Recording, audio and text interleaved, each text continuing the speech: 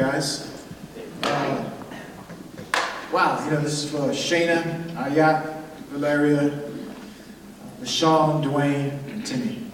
Woo.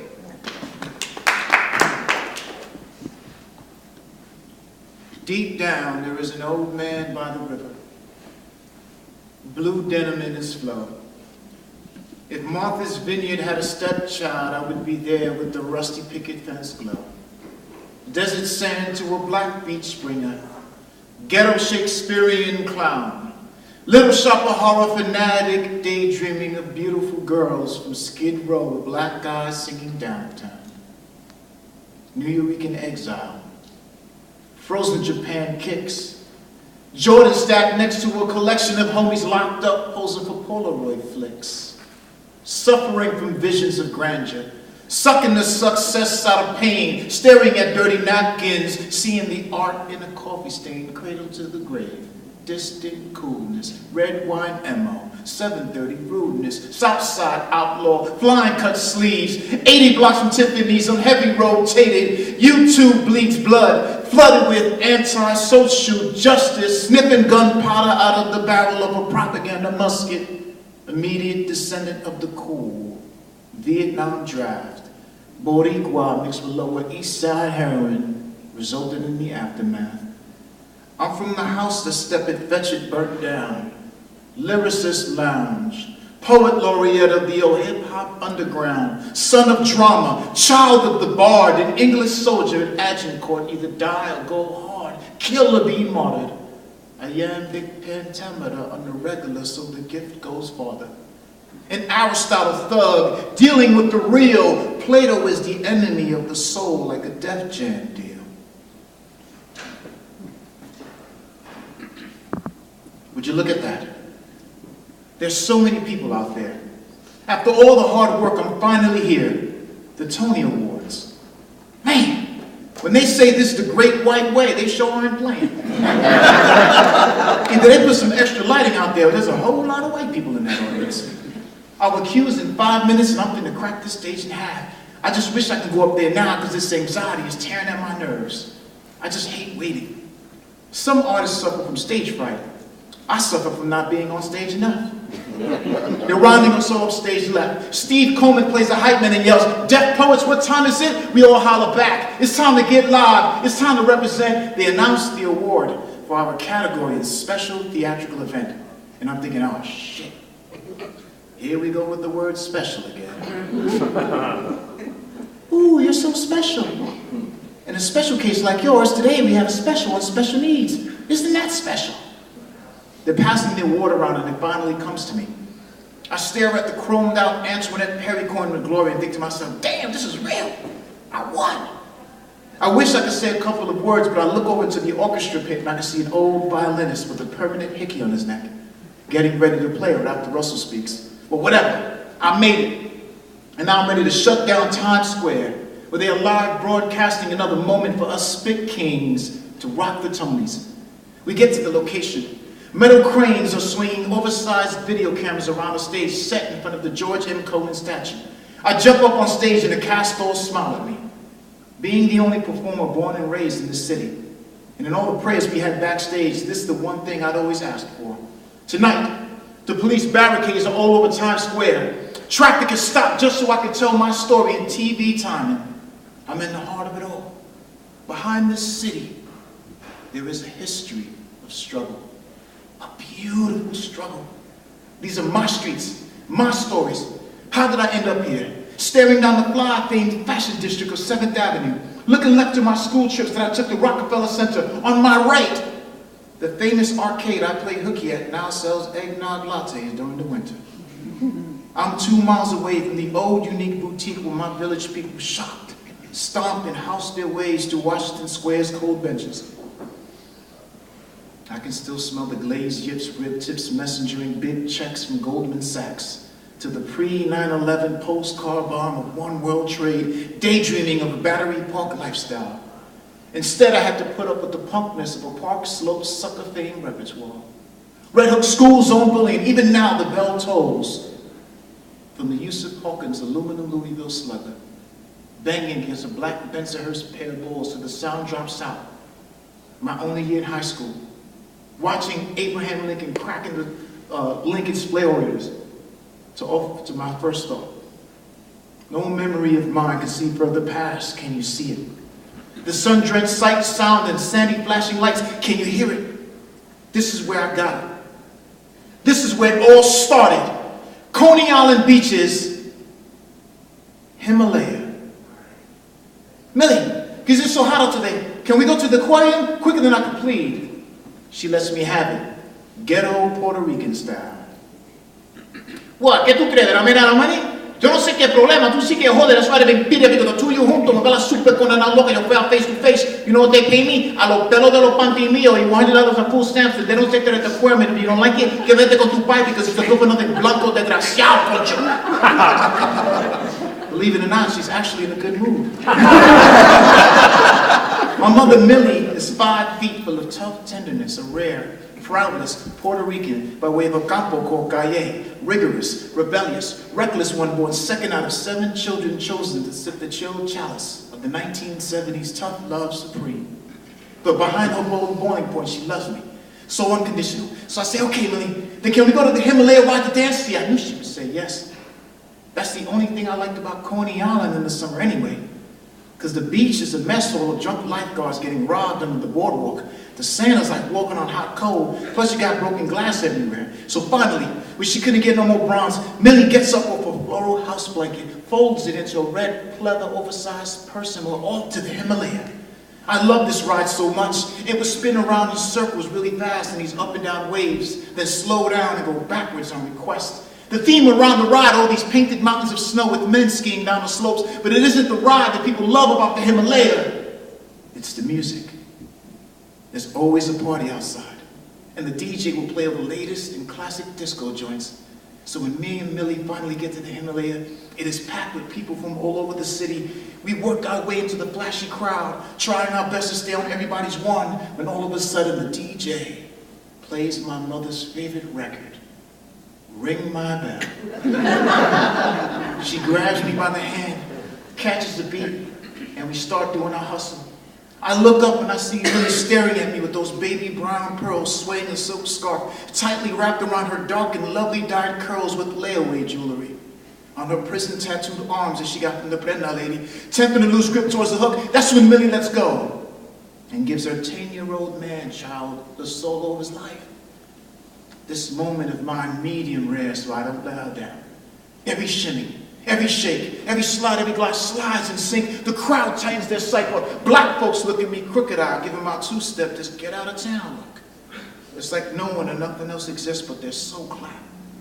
In the stained glass river now with tears salty stinging my mother's smile, I could hear her pitch perfect in the background yelling, "That's my boy." Thank you. Yeah, so when we first met Lemon, went in there, I didn't really know what to expect. When I got the email from William, it's like, you're going to be able to share your story, and I'm like, okay, what part of my story? I was used to sharing parts of my story when I would go to speak to senators, just to convince them to pass legislation. But as I sat in the room thinking more and more about what part of the stories I wanted to share, especially on my immigrant story, memories that I had buried kind of started coming to me. I started avoiding talking to Lemon, even though I get the emails and emails. I'm like, no, I'm not going to do the story. I'm not going to write it. I'm not going to worry about it. Like, no. I would lay in bed. I was like, I really need to get to the story. It's a week away. I really need to start doing this. But then the anxiety and the depression started coming from those buried memories that I had from my childhood. And today I realized that my story matters, and that instead of complaining about myself, I have to love myself for who I am and the experiences I went through. And so I really want to thank Lemon for doing that for me, because that has meant a lot to me. And you guys hearing my story and making it matter is important.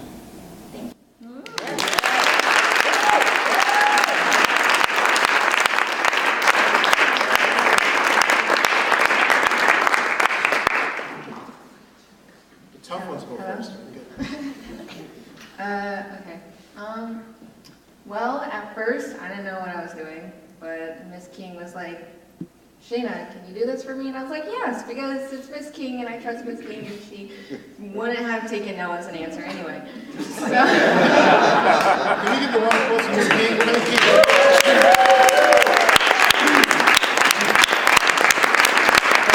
We're gonna hear from her as well.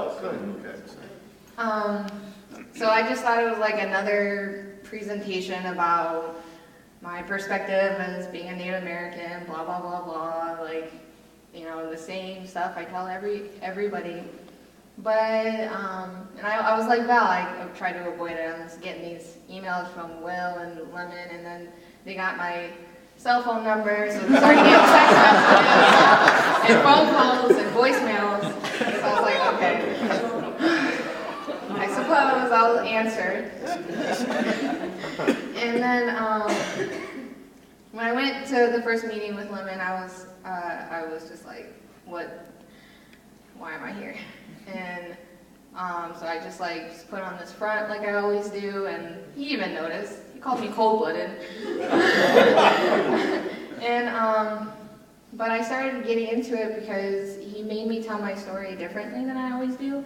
He made it seem a little more, I don't know, just, what's the word I'm looking for? Not verbatim, I guess, because I'm always telling the same thing, same exact stuff, and I'm leaving out details that I feel like were not important, but, like for example, during the meeting, he pointed out the fact that my mom worked all of the time, and so I chose to study every night, and I chose to teach myself. I didn't realize that that was a part of my story. And I'm really glad that Miss King didn't let me say no. I don't know, I feel like in the past year I've kind of been just telling my story in a very boring way, and I'm excited now to be able to turn it into something different and more exciting. And I don't know, I'm just really happy that I did this. Good. I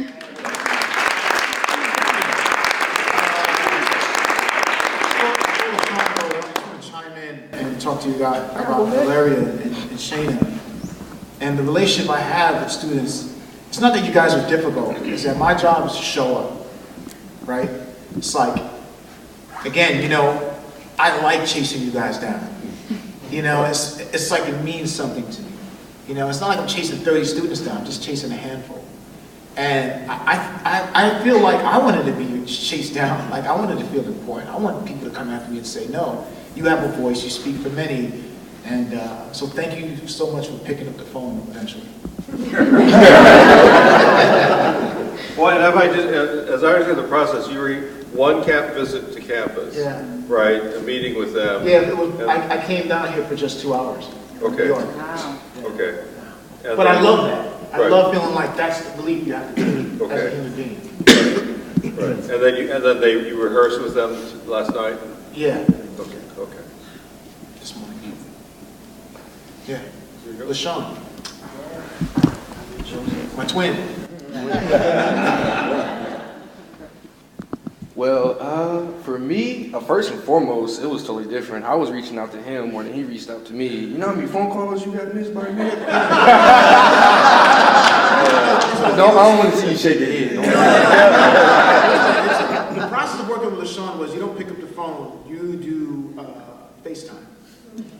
And You started it. No, I could probably butt dial that FaceTime. I would do FaceTime with anyone. You did FaceTime with me, and I was like, oh, people are going to see this. You know?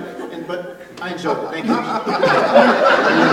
right, hey, before I get to the real stuff, all right, everyone, didn't he say we was going to do a Skype? Didn't he say we was going to do a Skype? So you lying. Well, this community right here, I come from this community, and they're literal about Skype, like a Skype account. Like, they do Skype. You guys are FaceTime. It's very different. All right, but I really loved working with him. The reason why I say that is because where I'm from, the hood, the ghetto, my whole life, I've been looked upon and deemed ugly, something nasty, something despicable, something that people don't even want to be a part of. No matter how funny I am, no matter how goofy I am, I've always been looked at something bad because of where I'm from. he showed me that my experiences, my life, everything that I've been through, it's real and it can actually help people. And it's a part of me and I can't deny it. And I got to be happy about it. That's the first thing. The second thing is, as powerful as I can be, even though I'll say I'm not that powerful, or my way I speak or what I do is not that great, he showed me that I can really change things and I can really make my voice be heard, and that is powerful. Another thing is he's goofy, he's funny, he's from New York. You know, when I first heard he's from New York, when Miss King emailed me, I was like, oh, word, yo, son, I get to put on my New York voice. You know? Hey, yo, son, from the Bronx, you know, be goofy. And just all in all, I really love the experience, you know. Even though FaceTime was uncomfortable for me and you, I feel like we made a connection, you know. Great work. Thank you. No problem.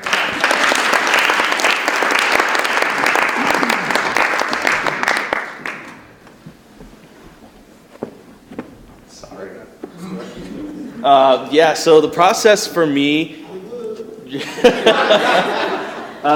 actually, first day I step in, I thought you and Sean were together. Because I thought y'all traveled together, you know, came there, because when I walked in, they're sitting there just chatting, like they're best friends. So I saw that connection hit off right there, but from then, once I figured out that he was a student, I was like, oh, so it's this relationship, and I knew that it would be able to be something that's trusting. But this pushed me in a really interesting way. I wasn't necessarily always hiding my story, right? When I would talk to people that visit the university, I'd say, I'm from St. Louis, Missouri, first generation African-American student. I've changed my major 6 times. Don't worry, it'll happen to you, it happened to me. It's okay, I turned out all right, you know. But I don't really delve into where race and racial relations play into our experiences at a university. And in writing this, the hard part for me was saying, yeah, it affects me every single day. Talking about a warm smile and raising my eyebrows, that is my defense mechanism, and you all are literally the first group that I've told that to. So thank you for allowing me to share that, and thank you for giving me the power to push that out there. You're here. You're here. Thank you.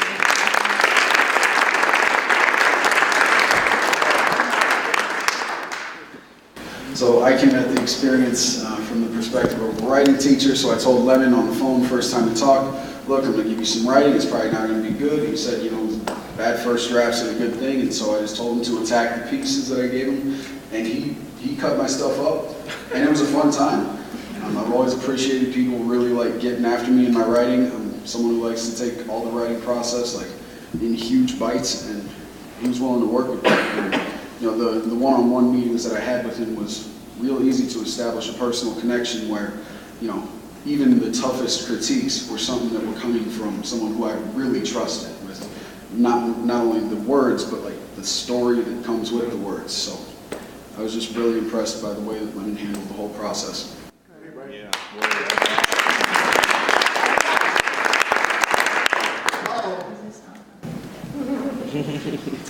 I have to be honest, when I first met Lemon, I liked him because he was like insane and I'm insane, but I didn't like him because like he does this thing where like he looks like into your soul and then he goes like this, he's like, is that really like what you think, or is that, and I'm a very private person when it comes to like my life. Like, I mean, I'll talk to people and usually I'm like really, really loud and everybody can hear me from like 2 blocks away. But like when we were rehearsing this morning, I was like talking really quietly and I didn't really want to be there. And everybody noticed because I don't like talking about like my story. And that's why I kind of feel like really lightheaded right now. But it was very interesting. Because just like everybody else mentioned, we kind of ran away from it because I don't want anybody to like feel sorry for me, and I don't want anybody to like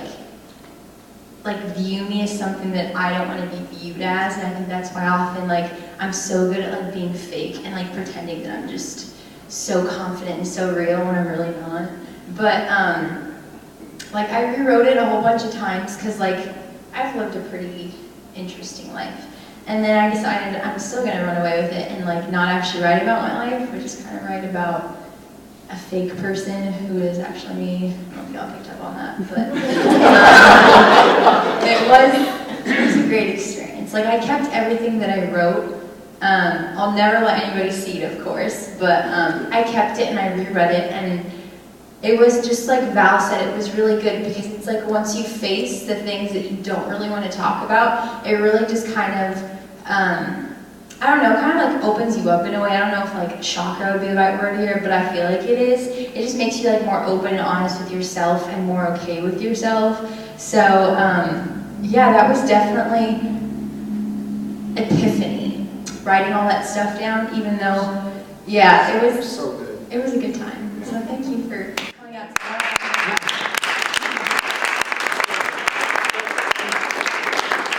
As I understand the process, the lead center invited Ms. King to actually invite people. So if you could just talk a little bit about what your role is here on campus, and then also what trepidation you might have had about sending emails out to these folks with, I don't know if you'd met Lemon before or knew him or... Greetings, my name is Ms. Kelli King. I am the director of the William H. Thompson Scholars Learning Community. Just briefly, it's a community of scholars on campus with about almost 1,200 students. Many of them are the first in their family to go to college. About 1/3 of them are minority students. And it's a beautiful opportunity to engage in the idea of helping students navigate academia. That's the role of the program, and I get the chance every single day to be the person that I never had. I went to school here at UNL, and I had a very terrible time. And so I was very excited to learn about this type of a program and organization. I was in theater for many years as a student and love it very much and see the value and the depth and the richness that it brings to our lives. In very many different types of facets, whether it's in critical thinking or in exposure. And we always want our students to tell their stories, but to bridge that in a way that connects the heart, the mind, the soul is something that is profound, intimate, and special. And it was just a privilege to be able to receive a message. One of the opportunities in our program we have is to have classes at the university that are smaller sections. And one of the faculty is a member of the Lead Center and works very closely with all of you, Sasha Thompson. And so she reached out to Will, and Will reached out to me and said, hey, we hear that you're the person on the ground that knows how to find some students. And so we had a conversation about what this meant and realizing its importance and the gravitas that it may have beyond the borders of Nebraska. We thought about what might it look like to have a diverse array of scholars telling their story. So I didn't have any trepidation about who I would select. I knew who they were because I know their stories and I know why they matter. And I've seen the good work that they've done. And so it was more a matter of texting them and saying, hey, I need you to do X and Y. Thanks. And, you know, I have to say that when I first heard of Lemon, I've known of his work for a little while, and it was kind of a girlish excitement because it's like, yay, this is someone that you hear of and think of and you just kind of follow their work, but you know, to meet them in person. And I knew my students, all the students would have a chance to have a new experience. And that is something that I think our world needs, is everyone needs to have a new experience.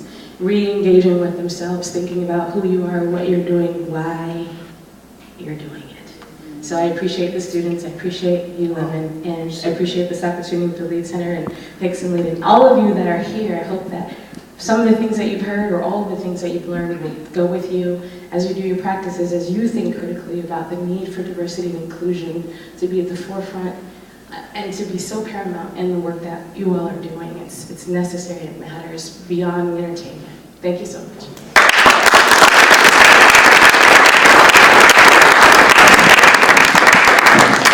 So Lemon, I guess is the last question, but how has this experience impacted on you? We've just heard about your awards and all the projects you're doing. How is this process with these students and FaceTime or whatever it's been?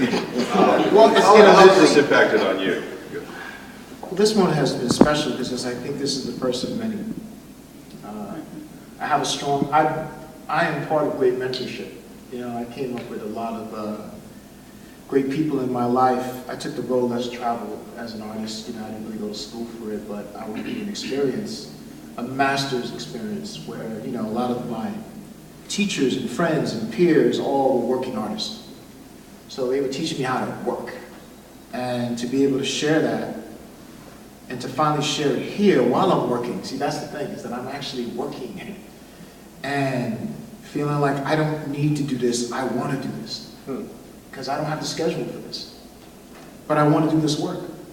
Colleen will tell you, I'm committed to young people. I used to be one of them. And I really love that someone shows up in my life from a world where the art is actually happening in their life. My first mentor was a Tony Award-winning writer. Taught me how to be backstage at the show. Taught me how to see how stories get told at another level. And if I can keep sharing that experience, right? Because I'm not leaving my job. I'm just leaving my job to teach. I come back home and go back to work. And there were days where I would speak to some of these guys, like I would speak to LaShawn on FaceTime, and we were on the set of the show with Spike. And I would have to find a place to speak to him because I didn't want anyone seeing me doing work outside of work. Right. On the set. And that was a thrill. Same thing with chasing Ayat down to the very end. I didn't want to lose that voice. I didn't want to lose anything. I didn't want to lose any young person in that group. All of them, when they shared their stories, and everything is character-driven work. Please know that the work I'm doing is all driven by the theater and how we see things as playwrights. So it wasn't like I was trying to tell them to tell their story. I was trying to tell them to tell their story through a character so that it's safe. So that they don't feel like they're exposing their family members so much. And there's a kind of security that comes with that. Or it comes with that conversation of, we could do it safe. We could do it this way. You don't have to be personal. We could do it through a character, which is how I learned to tell stories. I have all these scars. So many of us do. Rich, poor, doesn't matter. Struggle is struggle, pain is pain. Right. But we, as writers, we learn to bring our scars to the world of characters and see how they play them out. That's what I was trying to do. And eventually some of them stepped up and said, no, I'll tell my story. Some of them said, well, I'll fabricate a little bit because the room is open for fiction. It wasn't all about, please tell me your story. It's like, just write a story and let's do it well. So the last quick question is, if you're running one of these performing arts centers, Yeah. what would you do over the next 5 years? What programs, what artists, what things? Well, I would reach out to the community outside of the college, outside the campus. You know, I'm really huge on the communities that are affected by these huge campuses in their neighborhoods, right? You know, like my next play is about Yale and how it affects the Puerto Rican community outside. And reaching out to students, making spoken word artists better. I think that they do a lot of yelling, and if they come to the theater and learn how writers do it, and how our bodies as actors do it in the theater, I think we'll have better voices, better trained writers, better trained dramatists. They're there because, you know, poets are playwrights, right? You know, before we were playwrights, we were poets. So I have a big connection to the spoken word community because that's where I came from. And I hope that, well, I'll have an institution for 5 years that can bring poets in to train, to learn, to become better by the best, because we will pay the best to come in and train their bodies to be better speakers and writers and, you know, have the right faculty around them, because they're the most honest community, but they're also too brutally honest in the creative control of how they tell their stories. And so we can build a community around them that they can trust and say, shape it, because I got lucky with that. You know, someone said, don't do poetry for slams, write plays. I said, cool. I wrote plays and became, you know, I had dramaturgs, developers, producers, lighting designers, sound designers. Imagine these voices with all that, right? Imagine these voices that we heard earlier with that kind of team around them. I just want to thank you again, thank the students, and also want to congratulate Ann and Bill and Will for your wisdom. Again,